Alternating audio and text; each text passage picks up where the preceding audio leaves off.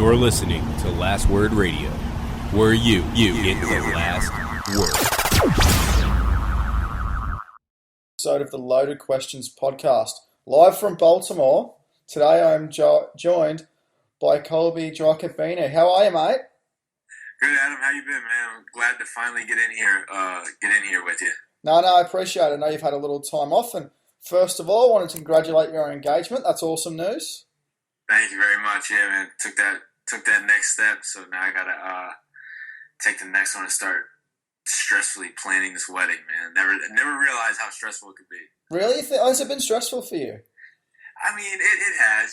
Just picking. Once you pick the venue and stuff like that, then everything kind of smooths itself out. But we're still in that stage where we're picking where we're gonna have it. And it's just, it's just a bunch of.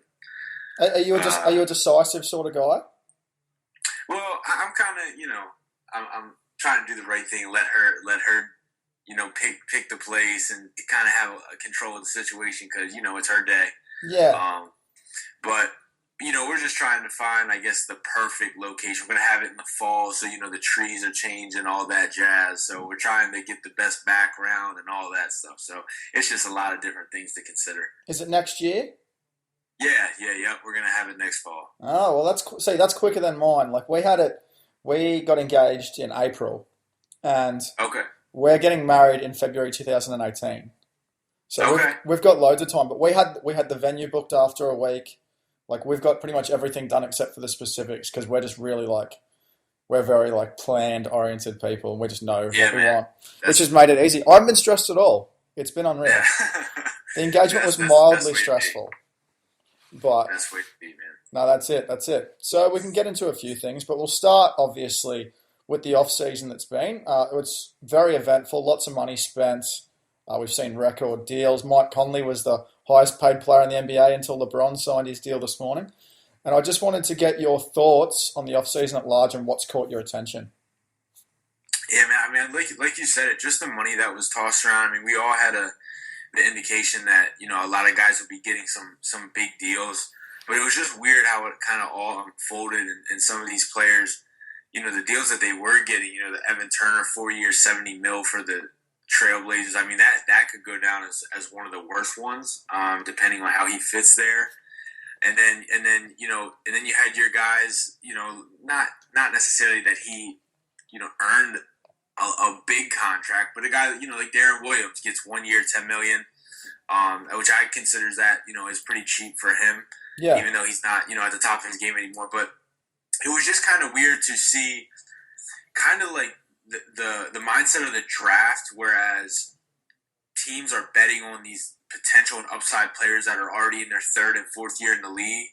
And, the guys who are kind of guaranteed to give you a certain production, they weren't getting as much. I don't know, that to me just confused me a little bit. For instance, Tyler Johnson, of course, was the big one, 4 years, $50 million. I mean, in no way, shape, or form do I think he's worth that. And then you got a guy who's not a big name, like Ramon Sessions gets 2 years, $12.5 million. I mean, that's a bargain for him. Many people really don't realize how good he is off the bench. But if I'm choosing a backup point guard between Ramon Sessions and Tyler Johnson, I'm taking Sessions every day. No. So I guess it was just like that mindset of these guys that I don't think really were worth throwing all that money out there for, getting it, and the guys who have kind of been proven in the league not getting the money that they deserve, just in some cases, I would say. Yeah, no, I think that's definitely true. I mean, I think we saw with someone I know that Dion Waiters isn't everyone's cup of tea. He's certainly not mine, but he's only going to be earning $2.3 million next season, and Evan Turner's going to be earning $70 million over the next 4 years. It's sort of baffling, and I'm not an Evan Turner fan, and I was really surprised by the Blazers in particular because I thought spending $251 million on McCollum, Crabbe, and Turner just felt like suicide to me. It seems like teams just got all this money at once and they had to spend it. Yeah, and that's going to be the dangerous thing. I was really hoping Portland could land a big guy. I was really hoping they would, either really good attack for Whiteside or even Dwight Howard, because I think that's really what they're missing. I mean, I like Myers Leonard. I like Plumlee. I like that duo, but I think they really need a solidified guy. Either that or get a stretch four. Amina did a great job last year. He really stepped up, especially in the playoffs. But I really think they're just that one piece away from taking that next step and becoming a legit contender in the Western Conference, which is crazy to say because they weren't even supposed to compete last year. And they're there, right with the Warriors. Even though they got beat handily when it was all said and done, they were competitive throughout. So I think they were one piece away. They didn't get it. I hope it doesn't come back to bite them in the coming years. I know that the salary cap will rise again next summer. Maybe they'll be able to land a big guy then. But I think they're just that one piece away from taking that next step. No, I agree. And the only deal that they really did that I liked was Festus Ezeli with the 2 years and the $16 million. And yeah. I think that's a team option for the second year. And that's a risk in itself. And yeah, like you said, it would have been nice to see them land a big who could have helped them defensively, especially in the Western Conference. But I mean, like you said, nobody expected them to be there. I think the over and under last year was 27.5. So that got smashed out of the park. Obviously, you cover the Hawks and the Wizards. So I thought we could delve into those two teams a bit, if you're happy to do that. Yes, of course. Well, losing Al Horford must be a big blow to Atlanta. It is, man. It is. I mean, he's a veteran guy. He's a cornerstone player of the franchise. He's helped lead this team to 9 straight playoff appearances, and he was extremely effective. There was a sense that he was going to go out and test free agency for sure this summer, but it was one of those things where, especially Hawks fans, never really saw him in a different jersey. There was some murmurs or whatever that Stan Van Gundy was going to make a real run at him in Detroit. You could kind of see. I don't know. I didn't really see where that fit in with Drummond. I know Horford's been able to stretch the floor recently, but I still think that's too much space, too much clutter down low, kind of like a Greg Monroe deal, like they already tried. Yeah. But once these other teams started getting involved with him, and he saw, I think, how much he was wanted by other teams, and there was rumors that the Hawks weren't gonna offer him as much. They were at some point they were $10 million apart in some other deals, and you can't blame Al. He's earned his right to test this free agent market, and choosing a team like the Boston Celtics with Brad Stevens, I mean, that's going to be a lethal combination with how smart Horford is on the court and how much of a genius that Stevens is as a coach. You can only imagine that that's going to be a success next year. No, I think so. And I think you read reports that Horford really wanted that 5th year and it almost kept him in Atlanta, but it didn't seem like Atlanta were willing to go probably to the dollar mark that he was expecting. Yeah, well, and it was shocking because, they signed Dwight pretty quickly. So when they were still going after Horford, you had in mind, okay, they're either going to have to trade Millsap, which they were trying to do, or let Horford go. And, obviously they couldn't find a good trade suitor for Millsap, in which they were getting some, good assets back. So they just not bit the bullet, but they just kept Millsap, which I think was bad. I would take Millsap. I would keep Millsap and let Horford walk, especially when you get Dwight Howard, who brings a needed dynamic to this Hawks team. But it's unfortunately that's the way it went, and you got to move forward.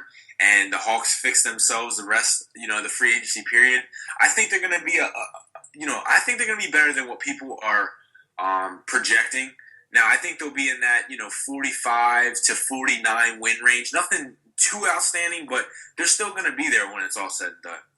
Well, they've still got Coach Bud, and they've certainly got Millsap, who I rate as one of the best power forwards in the league. Now, do you think the attempts to trade Millsap will alienate him at all? It's going to be tough, man. I mean, he's been out saying, to me that it wasn't the first time. It's certainly not going to be the last, which scared me at first because I don't know what kind of mindset he's going to bring into the season. But then he came out and said, look, I'm a Hawk.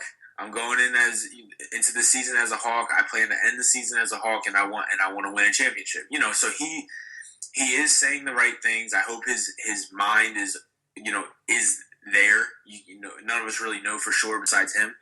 But I'll tell you what, they need to keep Millsap. They can't let him walk.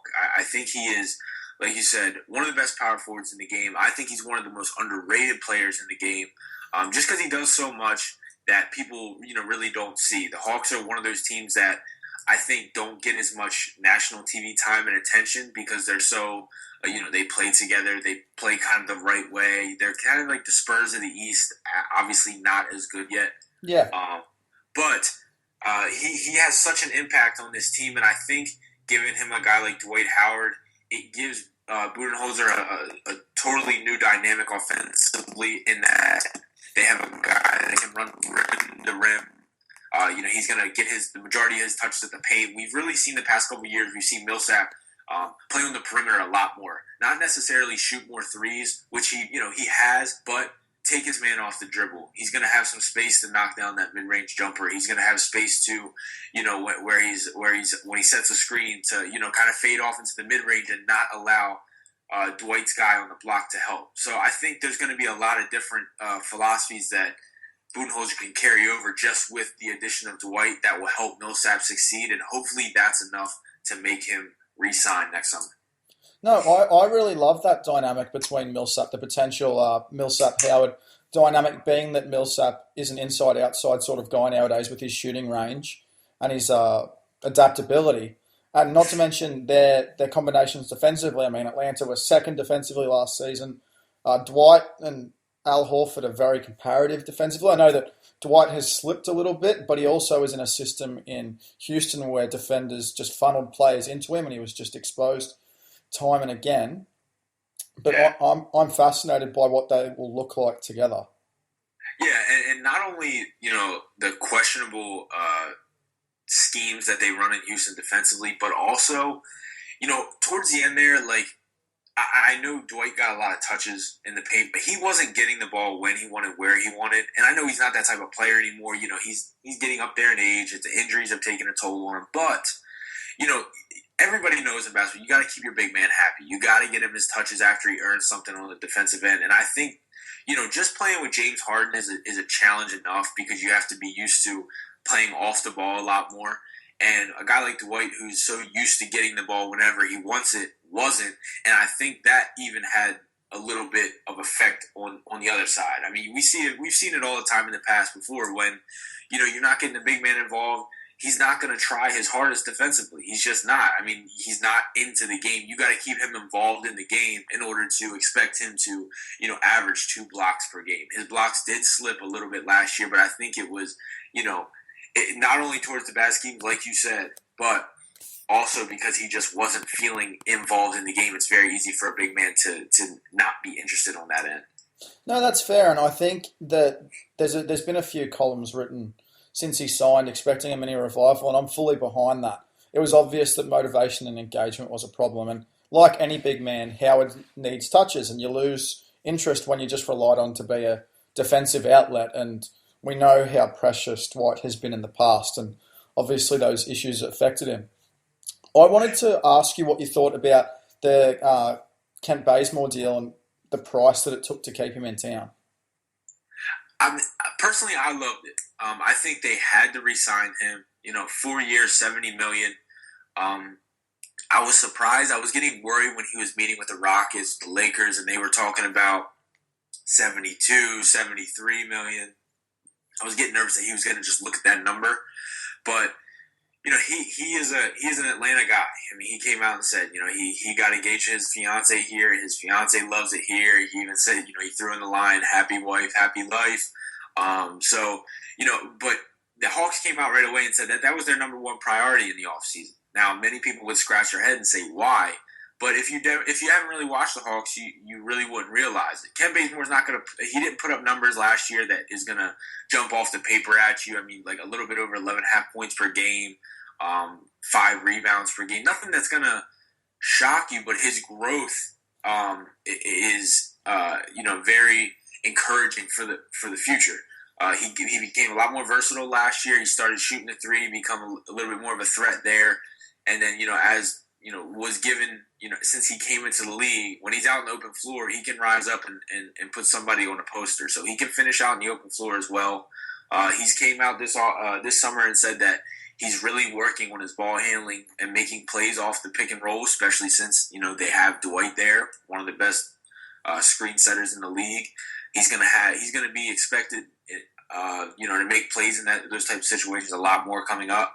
But, overall, I think they had to. Who else are they going to get, as their wing player? Now that they are kind of deep at the wing after this year's draft. But in terms of quality starters, he's got that year under his belt in Coach Bud's system. So now the only thing you can expect is growth. I think he's going to have a much better year numbers-wise this year than he did last.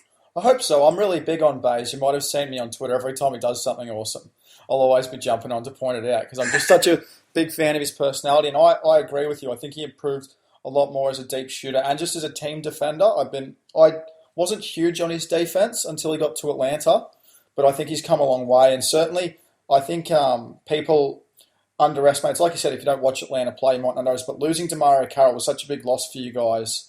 Losing that wing player.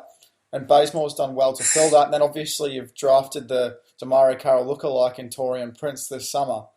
So now you've got a bit more depth where you lost. Yeah. And like you said, the DeMario Carroll thing, you didn't really realize it until he was gone. And Baze really stepped up and was able to fit that 3-and-D type of mold. But now, like I said, I think he'll be able to take that next step next year, become a little bit more than just a 3-and-D guy. Really, give it to him early in the offense, expect him to make a play.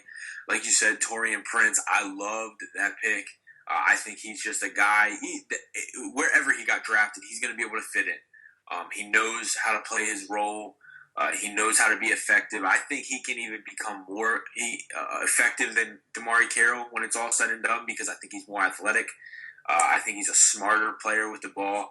And then, we even got DeAndre Bembry, 9 picks later, who is a, shooting guard, wing, in between there, really, long, big, and he's a very smart player as well. So not saying that these are kind of Spursy picks, but they're starting to pick players who just have high basketball IQ. And I think that's a sign for good things to come in the future. Obviously, Bud is a former Spurs guy, so I think he's got something in the works to try to make this a very free-flowing basketball team, which it already was last season. But obviously, with the moves, they got to remake it. Well, what did you think about losing Jeff Teague? How did you perceive that from a team perspective? I think it was something that everybody kind of knew was coming. Now, I know you're also good friends with my good friend Shane Young. We always have conversations. I've said this many a times on his podcast. I think Jeff Teague's one of the most underrated players in the league, just from the simple standpoint that he can do so many things. He's overshadowed by the really great point guards. But what really changed my perception of him was 2 years ago in the playoffs when he went against John Wall. Now, John Wall had an injured hand and everything, but in terms of speed, Wall's a great defender. He could stay in front of a lot of guys. But Teague was just, taking him out back. Now, Wall was coming back and answering, of course, but Teague was just taking him out back, doing whatever he wanted to him. And that really kind of caught my eye with Teague, and I started paying more attention to him. But midway through the season, last season, everybody knew that the Hawks were kind of shopping Teague to see what they could get for him. And, obviously nothing was good enough.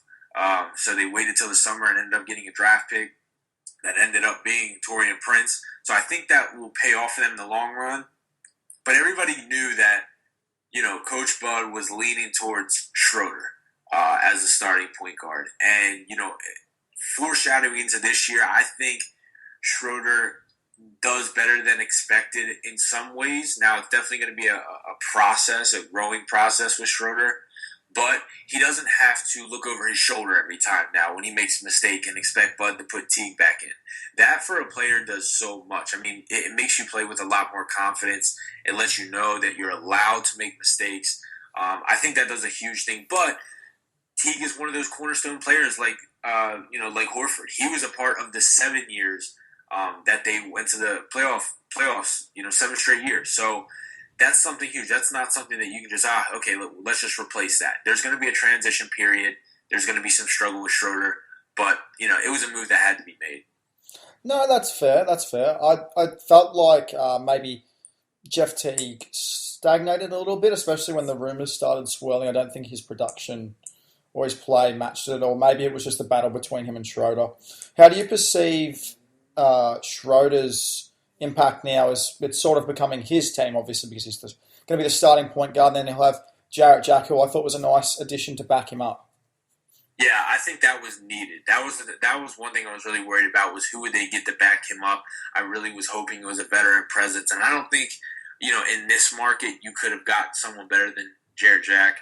Obviously a guy who's coming off an ACL tear last year, but had a solid first 32 games with the Nets as the starter. So Jack's been a guy that's been in pretty much any position you can at the point guard in terms of, starting, coming off the bench, not playing at all. So he has a good grasp about the game and how the NBA works. The one area that I'm worried about with Schroeder is, just his decision making. He in the playoffs, especially last year, he made some questionable decisions with the game coming down on the line. Just trying to fit the ball in windows that he shouldn't be, and then just taking certain shots. I think one area he also has to improve on is just his outside shooting. Not necessarily become an elite shooter, but just enough to make the defense have to respect his shot. I think it would open up so much for him, especially in the pick and roll game with him and Howard or him and Millsap. Just having that fear in the defense that, okay, we need to be able to contest his jump shot will open up so many opportunities for him, whether that's, attacking the hedge guy and then attacking the rim, or coming off, making his guy recover back, keeping him on his back and kick out to the corner for a shooter. There's so many different things you can have, but right now they're giving him the Rondo treatment where they just go under, and there's not many things you can work off with that. It makes it a lot more difficult. So with a young point guard like him, I think, with Jarrett Jack constantly in his ear, once again, Budenholzer, bringing him in the office saying, look, you're the guy. Everybody knows that, the keys are in your hand. I think that'll do enough. I mean, right now it's his decision, his position to lose. Because, they're giving him all he asked for. So, okay, you have it now, so now you got to show us why, you wanted it and why you deserve it. Yeah, I sort of felt like his situation was similar to Reggie Jackson's before Reggie Jackson was traded to Detroit. He was obviously not going to be willing to be a backup forever. And I'm really curious to hear what your thoughts are on what Schroeder's ceiling might be like.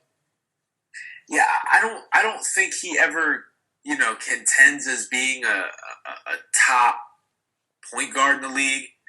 And I really haven't taken the time and tried to compare his game to someone else and kind of where he can go. But I mean, I think he could be. He's going to be enough to, continue to take this team to the playoffs. And I think a lot depends on obviously his performance, and then how Dwight fits in is how far this team is going to go.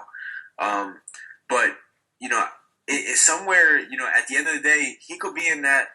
I want to say 10 to 15 range point guard wise in the league if he really pans out. Like I said, I think he has to improve that jump shot. He's nowhere, he's not like a John Wall where his jump shot is his weak part of his game, but he's elite in something else. He's really not elite in any other category, but he's progressing. He's getting better. I don't think there's any high expectations for him to take the league by storm this year, especially even in Atlanta. Fans that are very optimistic, they don't expect that. I mean, he's going to have to, lace up against the best players in the league this year. People really don't realize how gifted and talented this point guard position is. I think it's one of the deepest in terms of superstars in all of sports, in position-wise. So it's going to be a struggle with him. Like I said, first couple, this year, maybe even next year, until he really learns the NBA game, the flow, and how he can make it his impact. But, I mean, eventually, like I said, I think he can fall in that maybe 10 to 15 range of point guards, which considering, the point guards in the league now, I would take that. Yeah, no, I can't argue with that. You might have saw, I did for fun, my top 10 point guards on Twitter the other day, and you might not have been very happy that I had John Wall 7th. I mean, hey, it's so tough, man. I mean, like when I made mine, of course, I come at it with a little bit of bias, but I try to look at it as, I'm one of the old school guys that try to view the point guard as an old school point guard. It's as everybody knows, it's turned into more of a scoring guard position. But, taking into defense, are they getting their other teammates involved? How good do they make the other teammates? But, I mean, that it's about that 4 to 7 range is just so difficult, man. I mean, it's a toss up. Oh, completely. I think it just depends on what you value. So yours was entirely based on. I mean, you wrote about it recently, and so was that your criteria, just the old school stuff? So is that what you looked for more than anything else? Well, I mean, if I put the entire old school mentality, Chris Paul would be first. I think he's the best true point guard in the league still. And I can say that very confidently. Now, I had a lot of people coming at my neck on Twitter about that, but I just think obviously you can't deny Steph, Russ. You can't deny those two, and then you got Chris Paul, and then that's where I put John Wall at 4. Put Kyrie at 5. I think he just had a big year. I think more this year he'll be like the number one option offensively for Cleveland. Now he kind of, he was on and off last year, but he's just shown so much that he can do just in that final series. I mean, I'm not one to take one series and carry it over, but in terms of just confidence for himself rolling into the next season, I think that's what happens. And then I put Damian Lillard at 6, and that was the one that Portland just took my head off for. And it even got to the point where they were saying Damian Lillard is better than Chris Paul. And that, I think, is where it crossed the line. Damian Lillard is a great point guard, a super offensive player, scorer. He's getting so much better at getting his teammates involved, but the defensive end is where he really lacks. I think he makes his way into the top 5 next season, but I judge off what happened last season because obviously I didn't have Mike Conley in my top 10. He only played 53 games last year. Yeah. But I was just going off last season. That's what I do with my rankings. But as you probably struggle with, man, it's just so difficult to pinpoint where these guys really deserve. Yeah, no, completely. Like I had Conley 9th simply because I know how good he can be, and I know that he can come back from the injuries that he had and be just as good. But the position is so deep. I mean, someone like Kyle Lowry had a sensational season, and he was 6th in mine. And he had practically a career year. It's impossible. It's like we said earlier. You can pretty much mix it up from 4 onwards, and anything's acceptable. And people are always going to get upset, but it's a subjective ranking. Yeah, and I mean, it's a shame for guys like Lowry because, like you said, he is having a career year and a special year at that.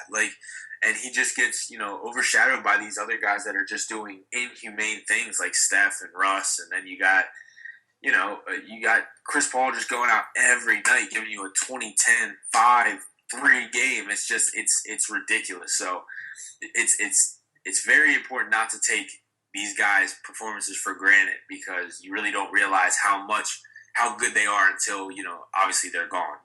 Yeah, that's why I try not to hate on them too much. There's players I dislike, but you have to just sort of appreciate how good and how lucky we are to have such a depth of talent, particularly at the guard position at the moment, like you were saying earlier. Now, I wanted to get your thoughts on Washington.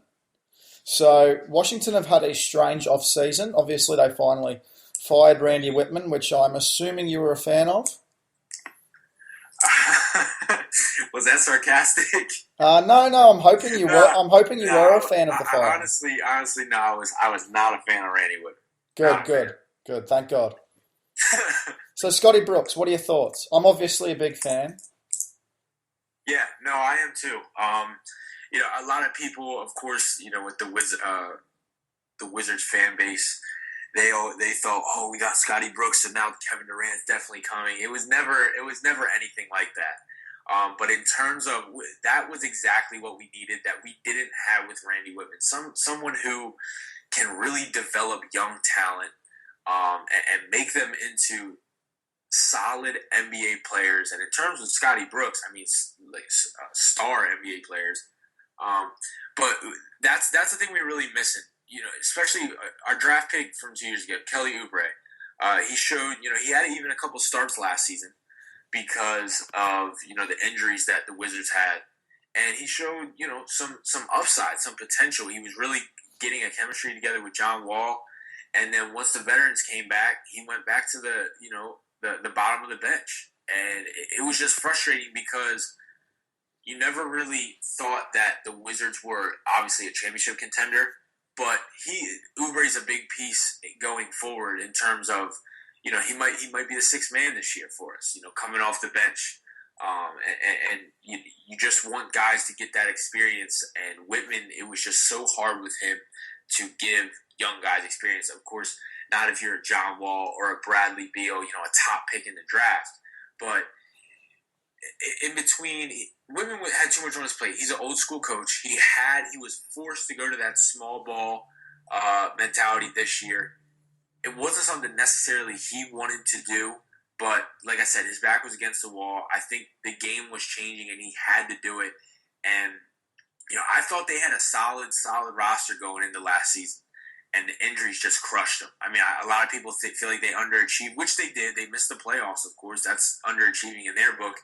But I think if they didn't have half the injuries that they had, they would have been safely in the playoffs. Oh, for sure. And I think it's got to be disappointing when you've got such talent on the roster in certain places. I mean, a Bradley Beal, John Wall backcourt should be making the postseason, but you guys were just torn down time and again. And then Beal can't stay on the court, and it just makes things very difficult. And speaking of Bradley Beal, what did you make of the 5-year, $128 million extension? Because I think with the new money coming in, that extension shocked people. But then by the end of the offseason, it feels very different. Yeah. From the get-go, I kind of knew this was coming. And it was one of those situations where, you take the easy cop-out, but it was one of those situations where who else are they going to get? What do? Do you let Beal walk and then, end up him going to a place either, I know Brooklyn was after him. I know Philadelphia was after those type of teams that, were just willing to throw money at anybody at that point. They were going to snatch him up. Now, if he goes there and somehow, stays healthy, he's a top shooting guard in the league. People don't really realize that either. But, I just go back to who else are they going to get? They weren't going to get anybody else. Beal's their guy. If he manages to stay healthy, like you said, Wall and Beal are one of the best backcourts in the NBA. And we've seen before when they're healthy in the playoffs how dangerous they can be. So I think with the rising salary cap, nobody else on their radar at the position, it was pretty much a done deal. I really wasn't nervous at all. Nobody that really knew what was going on with the team was nervous. We kind of all knew it was going to happen.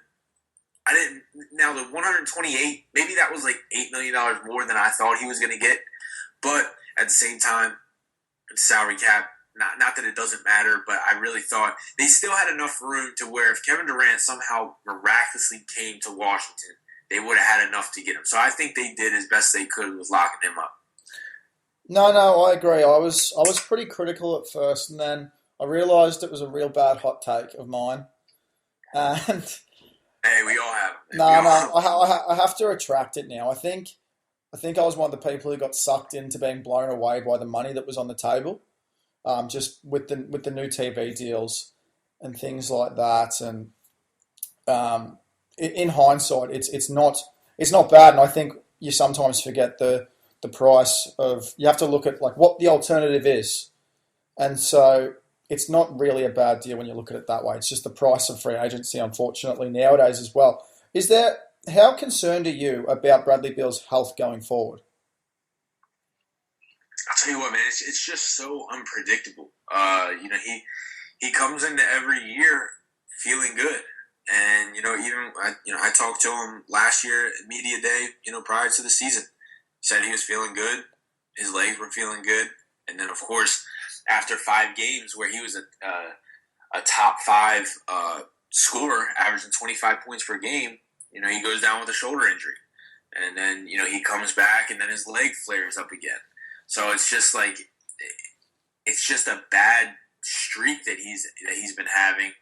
And like I said, it's giving a guy, I don't really blame your hot take though, because when you look at it from an outsider's point of view, it is a bad deal. I mean, look how many games the guy's played. Look how much, look how many games he's sat out. He's so unpredictable. You don't know if you're going to have him this week or the next.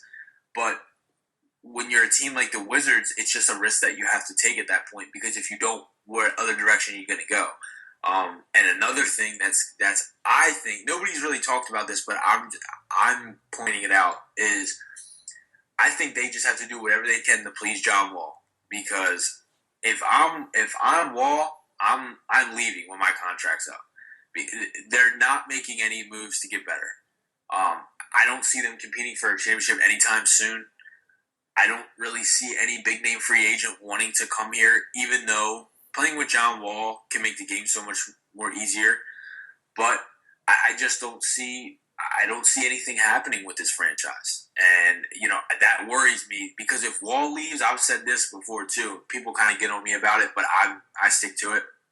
If we didn't have John Wall, we would be the equivalent to the 76ers. That's how bad we would be. Because when you really sit down and watch a Wizards game, every play that's made is made by John Wall. Every one of them. And if you didn't have John Wall, who else is going to make plays for you? Bradley Beal's, sitting on the sideline with injuries. Marcin Gortat, he's not that type of player. Markieff Morris, he's not that type of player. Who else are you going to go to? So I really think that's what they're kind of catering to Wall, which they should. But if they don't start making, some noise either in trades or free agency soon, which I think Scott Brooks helps that argument. I sad to say, I think John Wall could be on his way out, sooner than people think. No, that's definitely a valid fear. I mean, for this, I wouldn't say that Washington's a small market, but for the lesser franchises that don't have the prestige of, say, a Lakers or a Celtics, you know what I mean. And yeah, it's the same fear that Oklahoma City had with Westbrook before the extension announcement, because obviously without Westbrook, you're hitting the reset button. I mean, what else? What other choice do you have? You just try and rebuild, and that's what Washington would face if Wall fled town. The mid-level moves that you guys made were a little confusing. Obviously, the acquisitions of Andrew Nicholson, Jason Smith, the trade for Trey Burke I liked, a low-risk move that could pay off. Marcus Thornton was retained, but you guys lost, Jared Dudley, Alan Anderson, JJ Hickson, Nene, Ramon Sessions, who you were a fan of. What did you make of those moves from the team's perspective? Yeah, and you spoke about this prior to the podcast. I think losing Jared Dudley is going to be huge. Coming into last season, I knew Dudley was a great locker room guy. He had that reputation, but after talking to him a few times, he's just such an easygoing guy, and he just gets it. He gets it from all perspectives. He gets it from the NBA player's point of view. He gets it from the NBA business point of view. He just understands everything. And he knows how a good team should be run. Even, he's going back to Phoenix, a team that's not going to compete for a Western Conference title, but he's so excited to just get in there and help these young guys. And I think that's what really separates him, from other veterans in the league, in terms of just understanding his role, being great at his role, and then that spreads throughout a team so quickly. So losing him is going to be huge. That's going to force guys like, Wall, Beal, to take even more of a leadership standpoint in the locker room, which, I'm not really willing to bet everything I have on that, because I just don't get the vibe from that. Of course, Wall has the superstar, vibe to him, so people are going to listen to him automatically. But in terms of experience, where have you been? How do you know? He doesn't really carry a whole lot of weight in that category. And the guys that they brought in don't either. I mean, like you said, if we're going to lose Sessions, Burke's a good guy to fill that void. I think Burke was just in dire need of a change of scenery. He had his chance in Utah, and it kind of got stripped away from him for, I don't know, kind of like no reason when they drafted Exum. He put up really, really good numbers as a rookie. Burke did. But, he'll have his chance to revitalize his young career at Washington, playing behind a great point guard Wall. Like you said, we got Nicholson. Not a move that really makes you excited, but, he does have some skills. He can kind of stretch the floor. He's a smart player. He's a smart guy. Jason Smith, again, not a guy that really jumps off the page at you, but he's just a solid asset. I just feel like a lot of these moves for the Wizards were kind of just to stop the bleeding for now, but it's nothing. It's nothing that's going to, bolster them into the playoff picture immediately. This team lost. This team didn't make playoffs last year, so you have to make extreme improvements in order to do so, because we're seeing what other teams in the East are doing, and I just don't feel like the moves that they made were good enough. I mean, you gotta look at their free agency targets from the beginning. Of course, Kevin Durant was number one. People knew he wasn't coming here, but they missed out on him. That's a miss. Al Horford, he was in the they were in the bottom two, which I was happy about, that a big name player like Al Horford had the Wizards and the Celtics in his top two. Obviously, he chose the Celtics.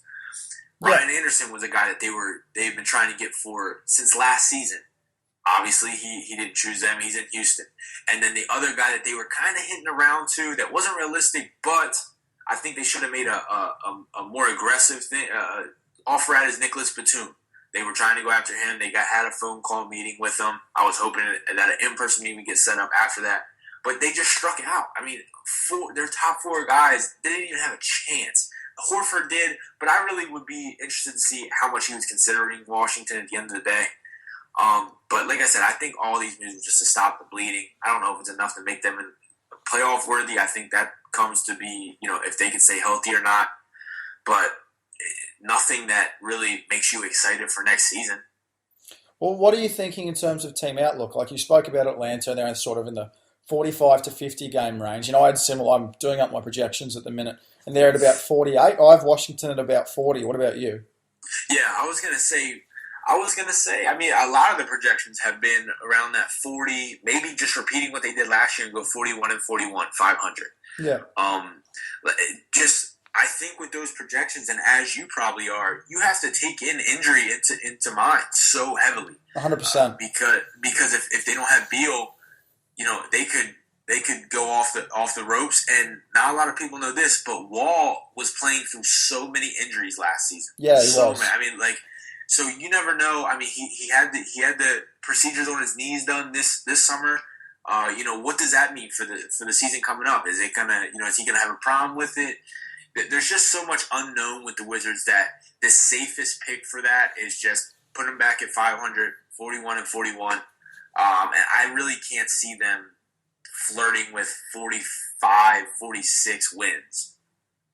No, that's a fair assumption. I think it's sort of just a transition year. Get them used to playing under Brooks. They've brought in bigs because Brooks does like to play two bigs on the court on most occasions. I'm really interested to see what he can do with the offense. I don't think he got enough credit for Oklahoma City's offense because obviously they had Durant and Westbrook, but you've still got to coach them to a top 2 or 3 offense, which he always had.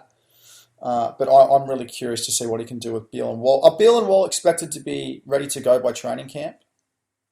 Yes. Yep. Yes. I know. Well, Wall might be on the line. Of course, like if he, even if he's feeling just sore, they're going to sit him out. Yeah, for sure. You don't want to overdo anything. But Beal, I mean, from what I've heard, he's going to be ready to go. Now, even with him, they might take it light on him just because of his history.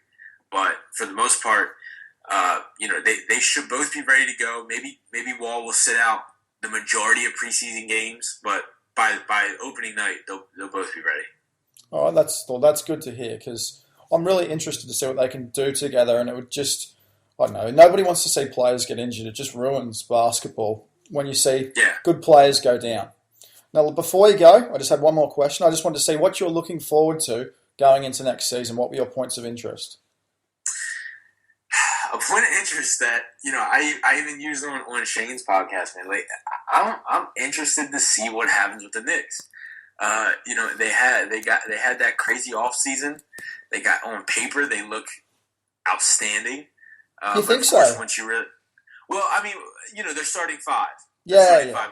When you look at the names, that's what I'm talking about. Now, once you delve into the history, the injury history, what's going on with those certain players, then it changes your perspective completely. But if you're a guy who watched the NBA from 3 to 4 years ago, and they look at the starting 5 now, you're thinking, oh, the Knicks are a contender, Yeah. But I'm just interested to see, what Hornacek does with that offense. If Phil allows him to, implement more pick and rolls, now they've said that they will, I think that'll help their chances a lot more. But I just think, it's one of those things where, if the Knicks are good, the NBA is good. And we haven't seen the Knicks being good in so long. I'm a Carmelo Anthony guy. I have been since, he played right up the street at Towson Catholic High School. Okay. Yep. So I've been watching him since I was a little kid. I've kind of gone through him. Now, I loved him at Denver. Didn't like when he decided to go to New York. But I want to see him do well. But I think there's just so many dominoes that have to fall in the right place for that really all to work out. And I think it's, it just being New York is going to be interesting to watch. Well, Justin Rowan and I were discussing this morning, is Carmelo miscast, and is he really a number 2 guy rather than number 1 guy? Is that what we see in Olympic play, that he's better as the finisher rather than the whole operator? Well, yeah, that's the thing people mistaken with his game, right? I mean, in every team that he's been on, he's been the number 1 guy. That's why, people always say, well, he's a ball stopper. He can't play with somebody else, who needs the ball in his. He could. I really think that he could shine with somebody who can make plays. Now, Derrick Rose isn't my first option with that, in terms of a playmaker, but put him next to, even if, the rumors that he was going to go to Cleveland, or, if he could match with a guy like Chris Paul, Melo would shine, because as we see in the USA, he can just hang out on the perimeter, wait for a kick out, and get his threes off. And, of course, defense would adjust to that, but he can take his guy off the dribble, as we've seen as well. I think he'd be more productive as a number 2, but on this team, I still think he's that number 1 scoring option, obviously. We got to see how he continues to try and get back to what he was, but I think we can all agree that he's never going to get back to exactly what he was. But in terms of playmaking, I think Melo is that guy on this specific roster. Do you agree? Yeah, I agree. I think that they did well getting Courtney Lee, who I think is a good balance for Derrick Rose, a 3-point shooter, can defend, which will allow Rose to do a little bit less defensively, might not have to defend the point guard every night, things like that. I think they've done well to get a roster that fits. My only question was having Noah next to Porzingis, but Noah is versatile, can pass, will be a good fit offensively, maybe. So I'm trying to be optimistic, but at the same time, because it's the Knicks and it's Dolan, I have this devil on my shoulder that wants them to fail. Yeah, I'm with you. But speak on that Courtney Lee real quick, man. I think the most underrated move of the offseason. Really? I really do. Really? I really do. I love Courtney Lee. I think he's another guy that just goes unnoticed with what he does, and they're exactly what the Knicks needed. Underrated in terms of what the team needed and what they got, with that player. You took a look at all their other acquisitions from the summer. That was their only missing piece. And usually the Knicks are famous for striking out on these big name players. They got big name players, but they needed that glue guy that, like you say, can guard the point guard on certain nights, can consistently hit the 3-pointer and make plays out on the open floor. And you get all that stuff with Courtney Lee. I don't know. Call me crazy. We'll see how it pans out. But I just think Courtney Lee will end up being huge for the Knicks. Maybe not numbers-wise, but impact-wise and how his effort really translates into wins for them. I just really think he was a missing piece that they needed. No, I really like that. I thought he was a good fit, and he was one of my better deals on a little list that I made towards the end of the big free agency period. And I was so disappointed last season when he went to Charlotte for practically nothing, when Oklahoma City needed a player exactly like him. So that was disappointing for me. But, that's basketball, unfortunately. But that'll just about cover us today, Colby. I really appreciated you coming on. That was good fun. Yeah, man. I really enjoyed it. Hope to do it again with you. One of these days, we're going to have to get a 3-man pile with me, you, and Shane. No, we should definitely do that. But it was definitely fun, man. I enjoyed talking ball with you. All right, guys. Well, you can catch Colby on today's Fast Break. He's the lead NBA writer for Hoops Habit, and he's the co-editor of Soaring Down South. You can catch me, obviously, on Twitter at Adam Joseph Sport. Colby's is Colby Giacubeno. Not hard to find. I'll be tweeting this out tonight. Thanks so much for joining me, Colby. You can catch the podcast on iTunes, W2M Audio Network, Last Word on Sports, who continue to host the podcast, and we'll see you next week. Bye, guys.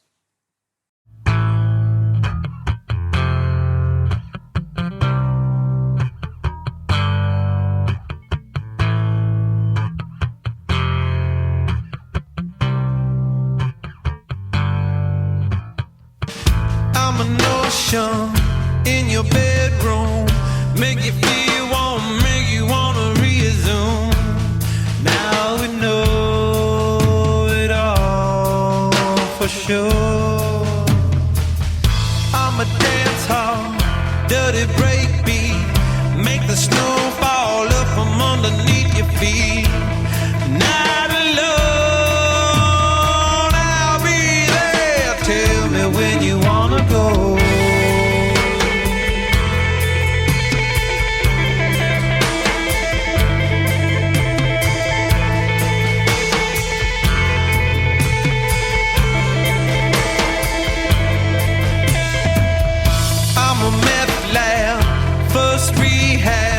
Take it all off and step inside the running cab. There's a love that knows the way. I'm the rainbow in your jail cell, all the memories of everything you've ever smelled. Not alone, I'll be there. Tell me when you wanna go.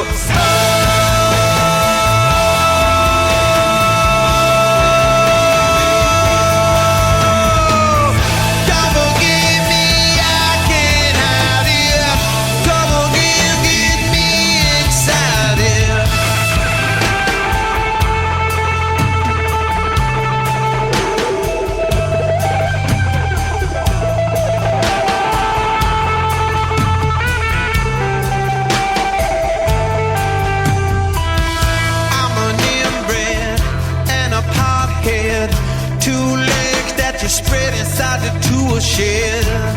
Now we know it all for sure. I can show you to the free field. Overcome and more will always be revealed. Not alone, I'll be there. Tell me when you wanna go.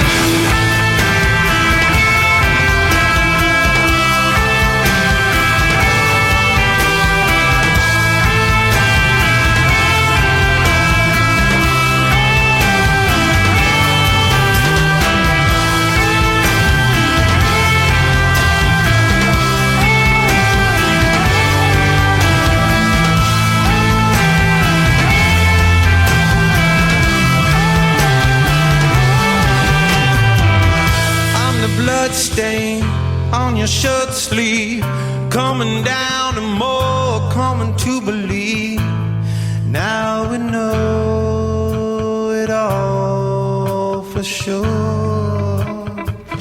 Make the hair stand up in your arm, teach you how to dance inside the funny farm. Not alone, I'll be there. Tell me when you wanna go. I'll be there, but tell me when you wanna go.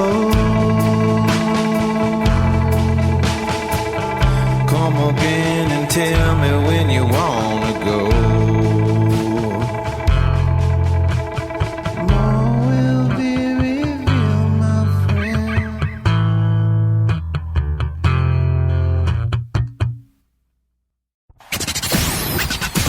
You're listening to Last Word Radio, where you get the last word.